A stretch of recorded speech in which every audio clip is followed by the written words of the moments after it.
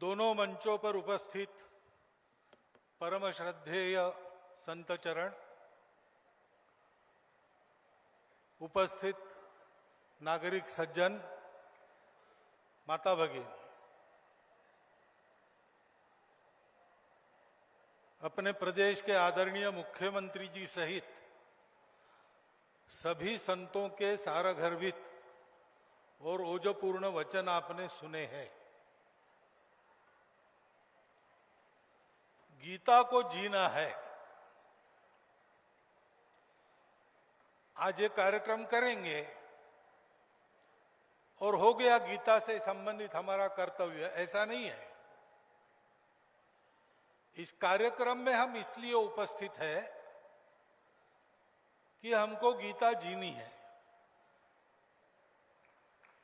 और इसलिए पहली बात तो मुझे लगती है कि कार्यक्रम में उपस्थित हम सब लोगों ने गीता पठन का क्रम बनाना चाहिए। 700 श्लोक है, रोज 2 श्लोक पढ़ेंगे और उन पर मनन करेंगे। उसमें जो सार मिलता है उसको अपने जीवन में लागू करेंगे, जीवन की एक एक कमी सुधारेंगे, तो हमारा जीवन वर्ष भर में गीतामय बनने की दिशा में बहुत आगे चला जाएगा। और उसकी आवश्यकता है, क्योंकि कुरुक्षेत्र पर जैसे अर्जुन मोहग्रस्त हुआ था, वैसे आज सारी दुनिया जीवन के रणांगण में भयग्रस्त होकर, मोहग्रस्त होकर, रास्ता सूझ नहीं रहा है, इस अवस्था में बैठी है। आगे नहीं जा रही, दौड़ बहुत रही है, परिश्रम बहुत हो रहा है, पसीने छूट रहे, प्राण कंठ में आ गए, परंतु 1 इंच भी आगे नहीं बढ़ रही। जैसे 1000 साल पहले युद्ध होते थे, वैसे युद्ध आज भी हो रहे हैं। जैसे 1000 साल पहले मनुष्य की क्षुद्रता, मनुष्य की लालच, मनुष्य का क्रोध, द्वेष, इसके सामर्थ्य के चलते सब प्रकार के गुनाह, अपराध समाज में चलते थे, वैसे दुनिया में सर्वत्र चल रहे। भौतिक सुख समृद्धि बहुत हो गई, लेकिन जीवन में नीति नहीं, जीवन में शांति नहीं, जीवन में संतोष नहीं, और इसलिए जीवन में विश्राम नहीं। यह स्थिति है। एक के बाद एक सब लोग कह रहे कि हम बहुत इस रास्ते पर बढ़कर चले आए, लेकिन हमको लगता है हमारा रास्ता गलत था। सही रास्ता चाहिए, और सही रास्ता कहां से मिलेगा? भारत से मिलेगा। क्योंकि भारत की जीवन परंपरा वो ऐसी है कि उसके प्रभाव के दिनों में उसने सारी दुनिया को सुख शांतिमय दुनिया बना दिया। भौतिक ज्ञान की भी परमावधि और नैतिक उत्थान की भी परमावधि एक साथ। जीवन में अर्थ काम की कोई कमी नहीं, फिर भी सारे लोग धर्म से परस्पर व्यवहार करते हुए मोक्ष की ओर अपने जीवन को अग्रसर कर रहे हैं। इस प्रकार का अपने देश का चित्र था, और उसी का अनुकरण सारी दुनिया करने के कारण सारी दुनिया में कम अधिक ऐसी स्थिति रही। 1 साल 2 साल नहीं, 3000 साल तक। उस जीवन को दुनिया चाहती है, और दुनिया जानती है कि भारत के पास ये ज्ञान है। और श्रीमद् भगवद गीता युगों युगों के जीवन के अनुभव से भारत में जो ज्ञान स्थिर हुआ है, उस ज्ञान का सारांश है। सर्वोपनिषदो गावो दोग्धा गोपाल नंदना। सत्य के निकट बैठकर जो ज्ञान प्राप्त किया, अनेक धाराएं चली, अनेक संप्रदाय चले, अनेक नियम व्रत आदि चले, उन सब का जो निचोड़ है वो भगवत गीता में बताया गया। क्योंकि आज जैसे दुनिया लड़खड़ा रही, वैसे अर्जुन भी लड़खड़ा रहा था। और अर्जुन डरपोक आदमी नहीं था। अर्जुन आसानी से मोहग्रस्त होने वाला व्यक्ति नहीं था। वो तो कर्तृत्व का मूर्तिमंत प्रतिमान था। अत्यंत विपत्ति के क्षण में भी जहां सारी बातें लगती हो कि अपने खिलाफ है, वहां भी अपने धैर्य को न खोते हुए वो विजय प्राप्त करने वाला था। उसका एक नाम ही विजय है। ऐसा अर्जुन वो मोहग्रस्त हो गया। तब गीता का उपदेश हुआ। अर्जुन के प्रश्न बड़े गंभीर थे कि राज्य के लोभ में मैं अपने ही बंधुओं को क्यों मारूं?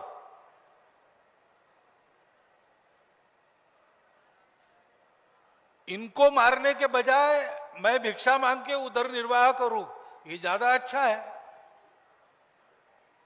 क्योंकि इतने सारे लोग युद्ध करने के लिए आए, युद्ध होगा, भयंकर संहार होगा, सृष्टि की हानि होगी, समाज की हानि होगी, होती है युद्ध से। ये प्रश्न गलत नहीं थे, बड़े गंभीर थे।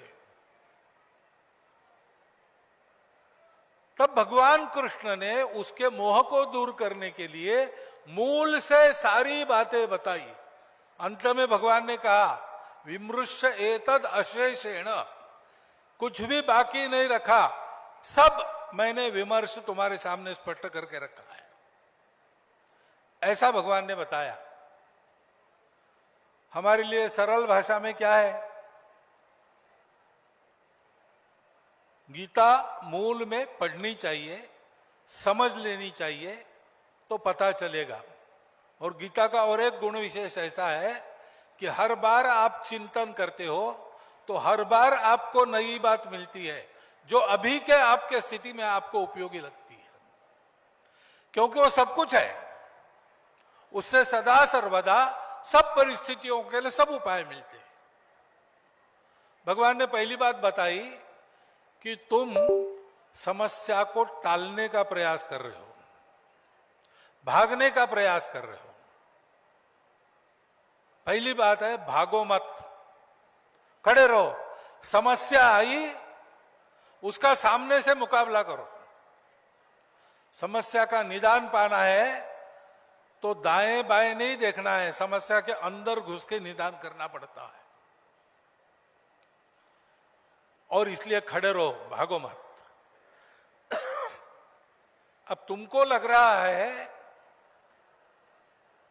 कि ये सब ऐसा होगा वैसा होगा, हमारे लोग मरेंगे, मैं इनको मारूंगा, तो सुन, तुम मारने वाले जिलाने वाले तुम कोई नहीं हो, करने वाला अलग ही है। ये तुम्हारा अहंकार बोल रहा है कि मैं कर रहा हूं। जिसकी इच्छा से होता है उसको देखो तो तुम पाओगे कि कोई मरता नहीं, कोई मारता नहीं। क्योंकि जो मरता मारता है वो तो ऊपर का चोगा है। कपड़े हैं जो बदले जाते हैं, युद्ध नहीं होगा तो भी बदले जाएंगे, युद्ध हुआ तो भी बदले जाएंगे। जातस्य ही ध्रुवो मृत्युर, जिसका जन्म हुआ उसका मृत्यु अटल है। और इसलिए जन्म मरण के लाभ हानि का विचार करके अपनी नीति नहीं देखना। लड़ो। और जब आप जैसे योगी जी ने कहा कि धर्म के आधार पर तुम संघर्ष करते हो, परिणाम जो भी होगा, तुम्हें सफलता मिलेगी कि असफलता मिलेगी, जो भी होगा तुम्हारे लिए लाभ का ही होगा। हतो वा प्राप्स्यसि स्वर्ग जित्वा वा भोक्ष्यसे महीम्। अन्याय असत्य के सामने सर झुका के जीने के बजाय एक क्षण बिजली के जैसा चमक कर उसके बल के सामने नष्ट हो जाना भी कितनी बड़ी कीर्ति प्राप्त कर देता है। 1857 के हमारे वीर, स्वतंत्रता के लिए अपना सर्वस्व न्यौछावर करने वाले क्रांतिवीर, उनके करने से अंग्रेज उस समय हारा नहीं। एक तरह से देखते हैं, आजकल लाभ हानि का तराजू जो मिलता है उसमें तोलकर देखते हैं तो चंद्रशेखर आजाद ने क्या किया भाई, क्या कमाया? कुछ नहीं कमाया। बूढ़ी माताजी गरीब थी, उनकी सेवा नहीं की, दर दर भटकते रहे और अल्फ्रेड पार्क के मैदान में गोली खा के मर गए। ये कोई जीवन है?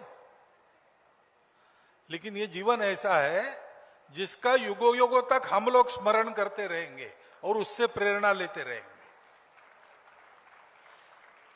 क्योंकि सफलता असफलता मायने नहीं रखती। भगवान ने कहा है, अधिष्ठानम तथा कर्ता करणम च पृथक विधम विविधाश्च पृथक चेष्टा। ये चार मनुष्य प्रयत्न की बातें हैं। उत्तम विचार चाहिए, उत्तम अधिष्ठान चाहिए, कार्यकर्ता कुशल चाहिए, ठीक ठीक कार्य पद्धति चाहिए और अन्य प्रयास पूरक करने पड़ते, वो सारे प्रयास चाहिए। लेकिन ये होने के बाद भी दैवम च एव अत्र पंचमम, भाग्य की भी एक बात रहती है। तो भाग्य तो जैसा है वैसा है, उसकी चिंता क्या करना? अपना पुरुषार्थ पक्का करना। अपना पुरुषार्थ पक्का है तो भविष्य का भाग्य उससे बनेगा। चार के पीछे भाग्य पांचवा चला आता है।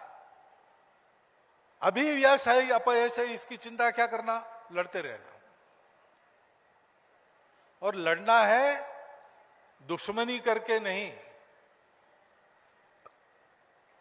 खुन्नस से नहीं, द्वेष से नहीं, तो धर्म के लिए लड़ना है, मेरे लिए नहीं लड़ना है।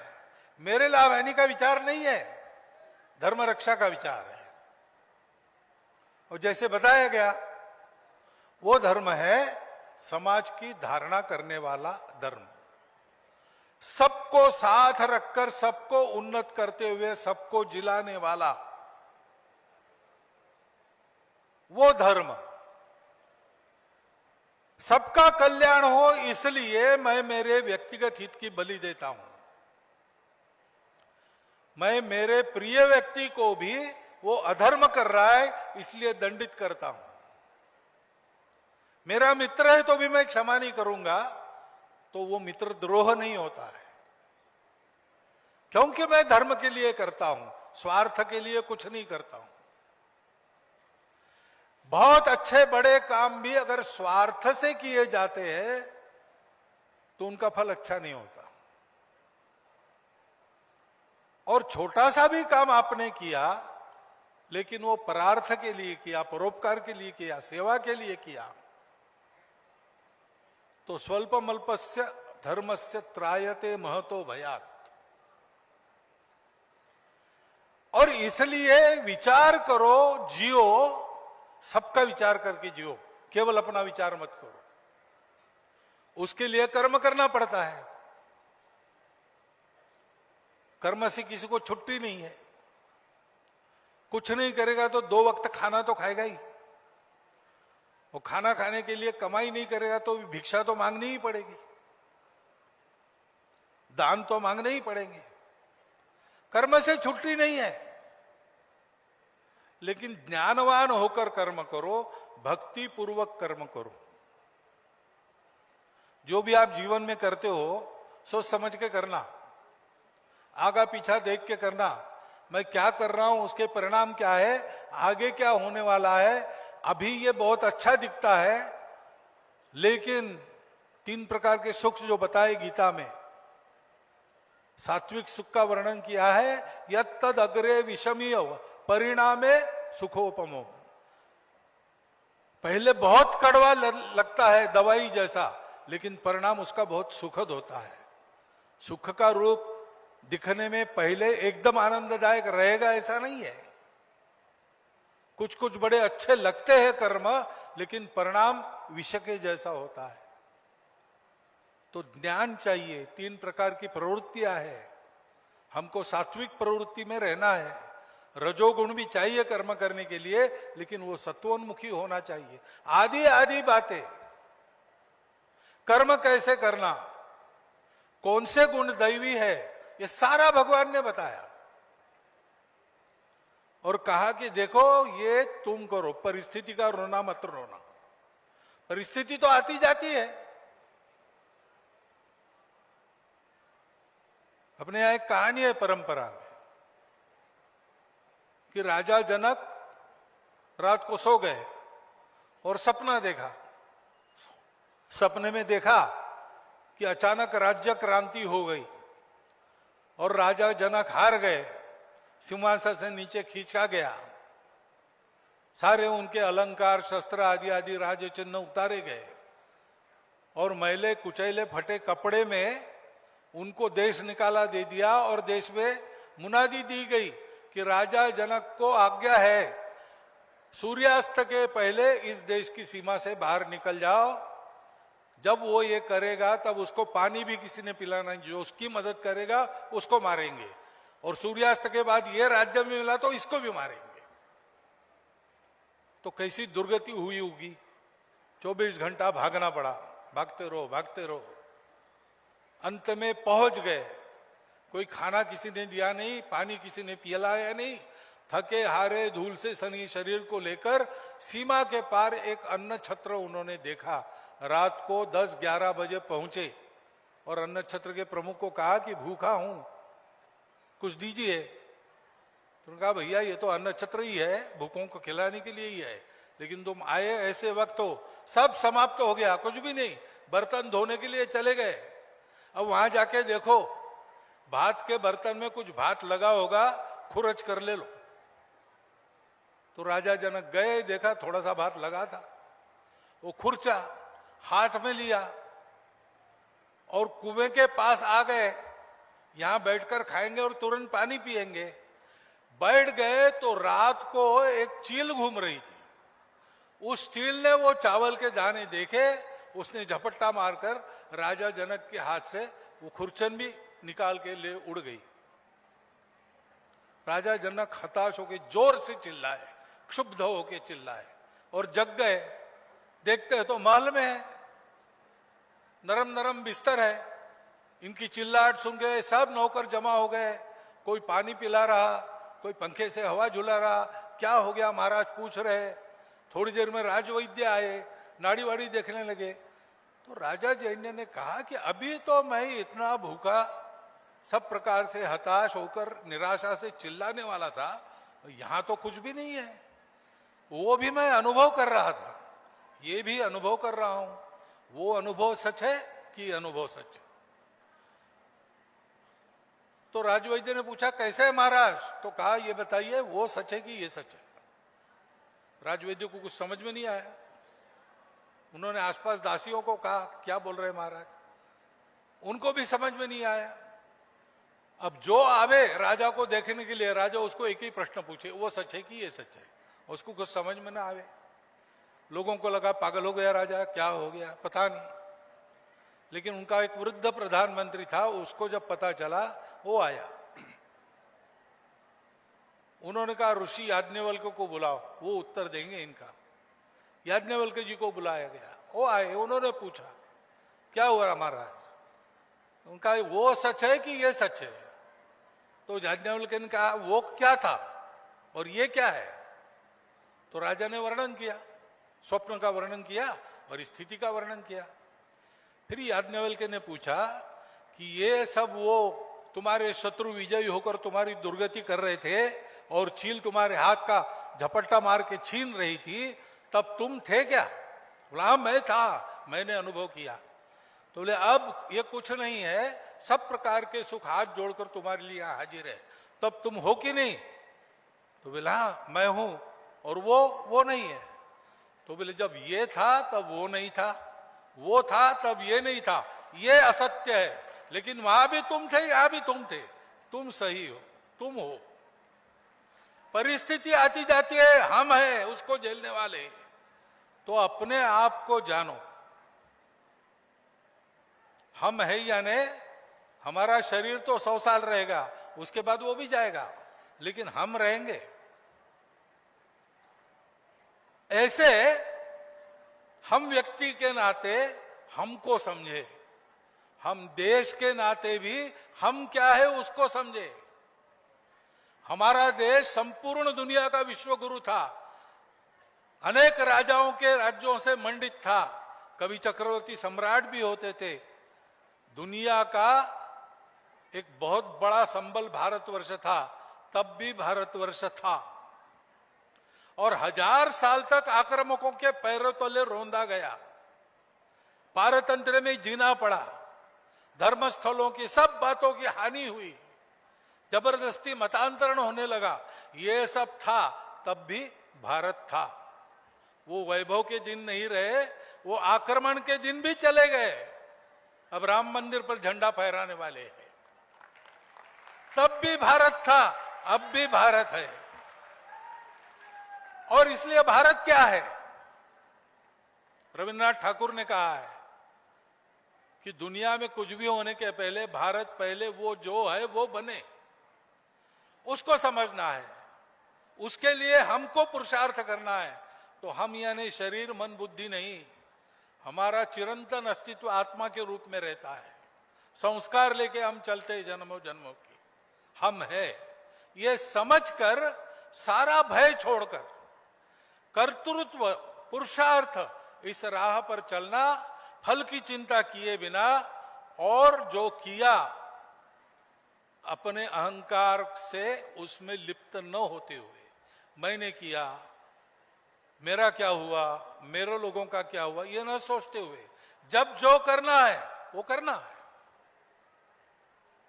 लोकमान्य तिलक 6 वर्ष कारावास मंडालय में रहे, गीता रहस्य लिखा वहां, वापस आए, देखा सारी जागृति शून्य हो गई थी, कोई नहीं था साथ देने वाला।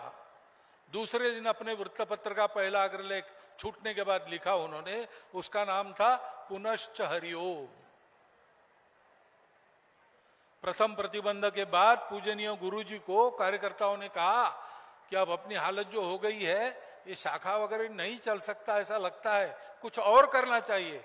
गुरुजी ने कहा कि आप लोग तो समझदार हो, जो चाहे वो करो, मेरा मैंने तय किया है, आप लोग आएंगे साथ तो आपके साथ, आप नहीं आएंगे तो आपके बिना। मैं फिर से 5 बालकों को हाथ में लेकर मोहिते सायं शाखा शुरू करूंगा। यह है, हमको करते रहना है, लाभ हानि यश अपयश राग द्वेष सबकी चिंता छोड़ के, इन दुविधाओं से बाहर निकलकर धर्म के लिए, देश के लिए, ईश्वर के लिए, अपने आत्मा के सम्मान के लिए हमको अपना कर्तव्य करते रहना है। उससे क्या मिलेगा ये सवाल नहीं करना, अपना धर्म चलना।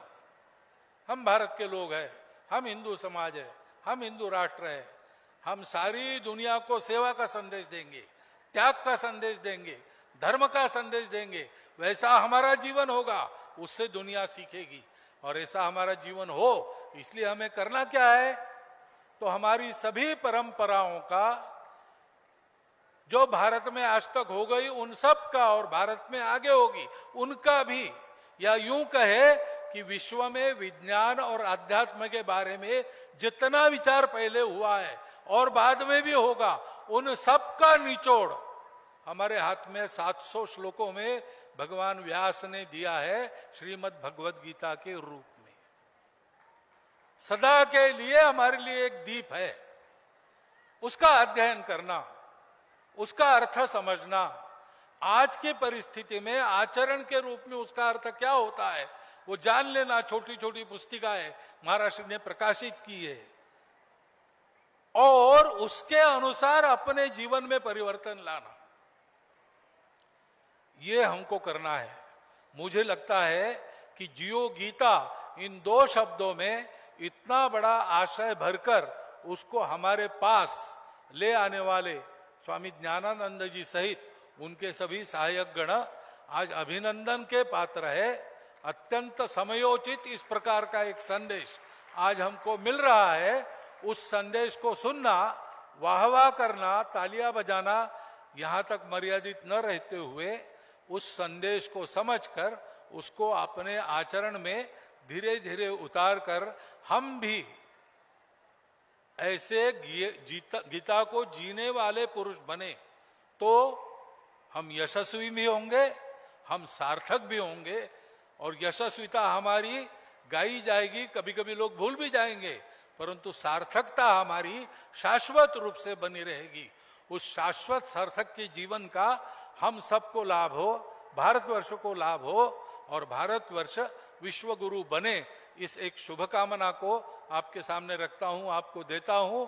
मेरे सहित सब पर आज की ये बात लागू है, ये आपको बताता हूं और आपने सुन लिया, इसलिए आपका धन्यवाद करता हुआ मेरे 4 शब्द समाप्त करता हूं।